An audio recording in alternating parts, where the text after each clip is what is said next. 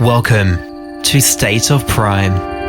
It's time to prime the mind, body, and spirit so that you can always stay in a state of prime. Let's get primed.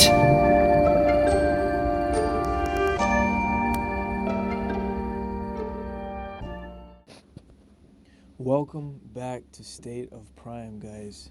Welcome. First off, excuse the background.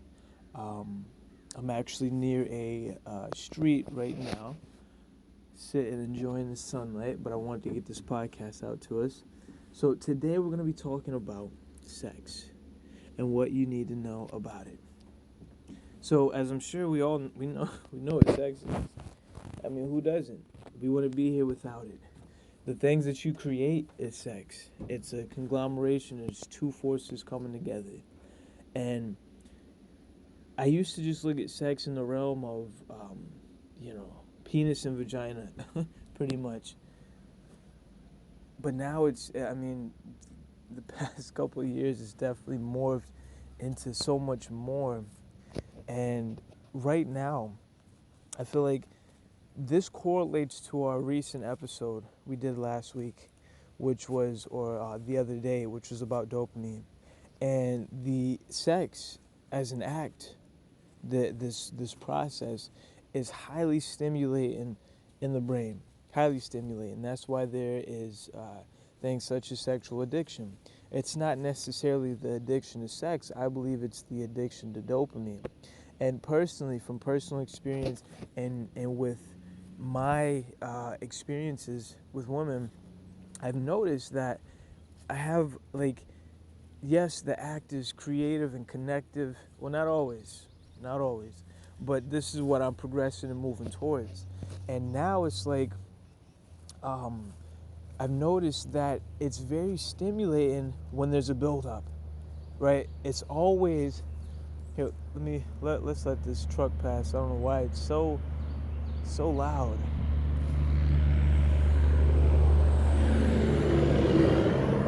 Will it? So it's the build-up, guys. The build-up is always so exciting. And it hit me while thinking about this, correlated to our other episode, that dopamine is a motivating. It's to push you towards something. And I've noticed that the stimulation that I'm referring to, that I've been learning about, was actually in reference to the build-up, because I'm being pushed towards the act, right? The act doesn't release not as much dopamine as getting you to that point. The dopamine is motivating you, pushing you, and getting you to that point. And for me, it's always the build-up, thinking about it. It's like thinking about it seems to be more stimulating sometimes than the actual act. Now, the reason why this is important as we move forward, guys, and I'm on this journey with you guys, is that the thoughts that we generate, especially sexual thoughts, I've been implementing this practice of not allowing myself to generate sexual thoughts that are not connected to this moment, that are not connected to, pretty much this moment. I shouldn't be thinking about. Here's why: it's not correlated to this moment, and this could lead to rumination and unnecessary dopamine production. And then you start ruminating, you start thinking about it. Now, there's nothing wrong. I don't believe there's nothing wrong with having sexual thoughts if they come up, but ruminating, now you're creating a neurological imbalance because there's nothing in front of you, and this could lead to other behaviors. Like, now you're producing all this dopamine. There's no sexual experiences in front of you. There's no woman or man in front of you. And that doesn't mean go find someone randomly, of course, just because someone's not in front of you. But the point is, this is not in front of you. And so now that neurological imbalance can lead to you reaching for other behaviors to compensate for this imbalance. And so the perspective or the insight today, guys, is that with sex, but be aware of the neurological components to this process, right? And not get swept up in it. Because when you do, of course, it can lead to other things that hinder you. So be aware of that process, and also use it as a generative force not use sex. Well, I guess connect with sex. Use is probably not the word, but the word, I guess, since I can't find another word. Use this act to create and connect. Not to take, because then you're left empty. Good God, you're left empty, man. Like, you're done. And I'm speaking from the male's perspective, so I can't really speak from a woman's perspective. But it's like all my encounters where it was just what I wanted, right? It's always like, it's not satisfying. The least, it's just not. Maybe in that moment, and then you're on to something else. But it's just not satisfying for me, guys. I mean, I don't know about all my other guys out there. I mean, where's my fellow primers at that along those lines? You know, and maybe this is a touchy subject for someone, but it's something as foundational as this, we should be able to speak about a lot more easily, guys. A lot more easily. Now back to that point real quick. Now when I'm focused on the other, right? When you're focused on the other, then it creates energy that it's a circle. And then it's satisfying. It's satisfying. And so this, guys, this is just a perspective. It was mostly connected to the dopamine aspect of thinking, like, because we want to stay mentally primed. In order to stay mentally primed, the brain and some of its components are a factor in that, right? We don't want to be fighting an uphill battle against our own selves and our brain and our neurochemistry. We want to be aware of it. So to mitigate that, eliminating or minimizing sexual thoughts, right? And now here's the thing. You can't stop a thought, right? But you cannot give it attention. You can simply say, something that's helped me is awareness, bring awareness to it. And you can bring awareness into this by saying, oh, the sex is coming up in the mind, right? Now, the reason why you don't want to say I, or at least from my perspective, is that you don't want to identify and say that these are your thoughts, because then it's a lot easier to identify and get wrapped up in them. And so if that logical statement is connected to the higher, if you will, the prefrontal cortex, essentially the middle part of the brain that's associated with language and essentially higher function of the brain, right? You got the survival, then you have the emotional, then you have the higher parts of your brain, which is like thinking, awareness, etc. So you activate that part of the brain by saying, oh, sexual thoughts are coming in my awareness, or however you would like to break it down. But that logical statement is connected to those parts of the brain of higher thinking. So then you stimulate that part, you disconnect from the stimulus, which is the thought, and you start to build that bridge. Just keep building that bridge, guys. Now, this is not a silver bullet that will stop you from having experiences that will, like, you'll be free. And guys, just personally, I've talked to you guys about this as far as porn growing up, that I was highly, I wouldn't say addictive, because it wasn't addictive. It was something that was compulsive. Addiction, it's not like I would die without it. It was something that was compulsive, and I feel like a lot of people get those two mixed up, addiction and compulsion. This was a compulsion where it came up, I chose, and it was factors mentally and habitually and neurologically that led to me easily going down that rabbit hole, right? And that messed up my brain chemistry. I don't know if it did or didn't, but I definitely feel like it did. Like, neurologically, I feel like I was more prone to abusive behavior, which was the point. And I had to dig deep and find out that what led to that behavior was usually stress and other things. It had nothing to do with the sex, right? It was the motivational, dopamine's, a lot of it's being released. And so it was connected to that behavior.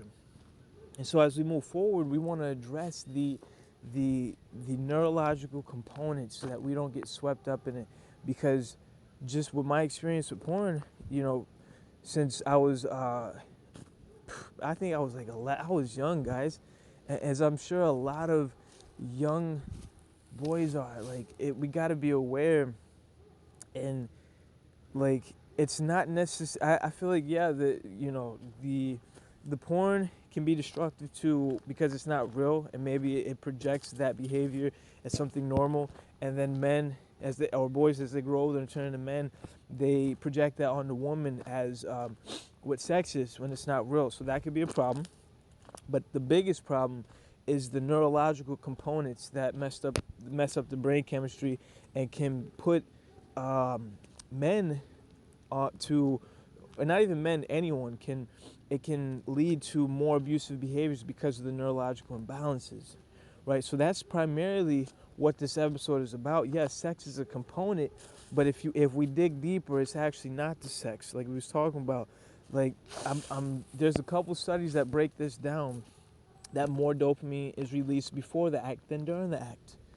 And so it's not the act, it's the motivational component. We just got to keep digging deeper. We got to keep learning. And so the tactic that we talked about today, which is bringing awareness, right? And then actually connecting that to the practical aspect, which is the higher parts of the brain, which is the prefrontal, etc. Stimulating those parts of the brain during those moments so that you can separate from the stimulus. This is something is an ongoing process, guys. I am not perfect by any means. It is a process of continually priming ourselves.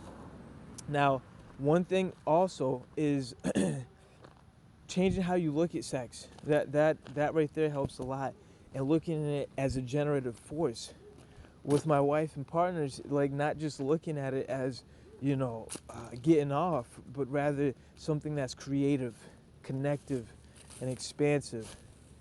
And from there, you just keep building on it, guys. You keep building on it. Now, something that is very important as we conclude today's episode is to remember that those three parts of the brain we was talking about, you got survival, then you have emotional, then you have the higher parts of the brain, which is thinking, awareness, etc. When you are overly emotional, the third part does not activate. Think of it as a tiered system, right? You have the survival, which is like your heartbeat, all the unconscious things that happen within the body without you having to do anything consciously. Then you have the emotions, right? If you are overly emotional, like, let's say I'm stressed, right? I'm stressed. Guess what? I'm not thinking about, there's no higher thinking going on. Those parts of the brain, I don't have access to them. They're cut off. They're cut off because the emotional part it doesn't allow you have to be in an equilibrium to access those higher parts, such as awareness and thinking. If you're too emotional, let's say you're stressed, right? You're not getting access to that. So how do you mitigate that? In those moments, let's say you're in a habitual process, or you're in a habit where you're feeling all these emotions, and then you reach towards something, right? You can't use the higher parts of the brain because you don't have access to them. So what do? First thing is, this is where habits have to be instilled. So for me, when I'm over, like let's say I'm too stimulated mentally, or I'm too, like, emotionally, I'm too stimulated emotionally, I'm upset, I'm too excited, whatever it is, right? I take a break, and I put on a timer. Now, this is a process, guys. I'm working on this to where it's automatic. There shouldn't be any thinking in this process. This is something I actually have to practice every morning. I have this app is called Brainscape, and essentially it's just note cards, but I go through and review things and actually practicing this behavior, so that when it's time, it just happens. Because when you are in fight or flight, you don't resort to what you think, you resort to your training. And so it's imperative that you instill habits that don't need conscious thought in order to implement, right? So I'm not going to break that down any further for today, guys. I feel like we got the gist. We got to practice those habits, instill them. And also remember, being too emotional, you don't get access to those higher parts of the brain, which is thinking and awareness, etc. That includes being too excited or too sad. The key to this reality is neutrality, but specifically to extrapolate that point, equilibrium, guys. Equilibrium. You want to always be in an equilibrium. You don't want to be too excited. You want to be too low. Either one, being too low or being too high, they both lead to adverse effects.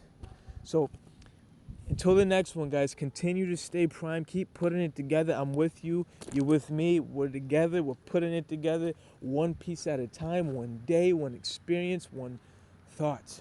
It's all coming together. But it doesn't come together like it doesn't just come together with ease. I love this saying, yin and yang. In every black, there's white, and in every white, there's black. Meaning, in everything evil, there's something good, and in everything good, there's something evil. So with that, extrapolate and take that with you and allow that equilibrium to soak into your perspective. That it's not just the good things you want to reach after because there's evil in those. And it's not just the bad things you want to refrain from because there's good in those. I mean, a great example is COVID.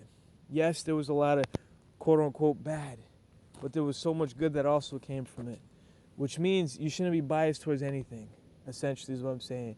Keep learning, keep putting it together, keep priming yourself, and until the next one, my fellow primer, keep putting it together, and I'll talk to you in the next one.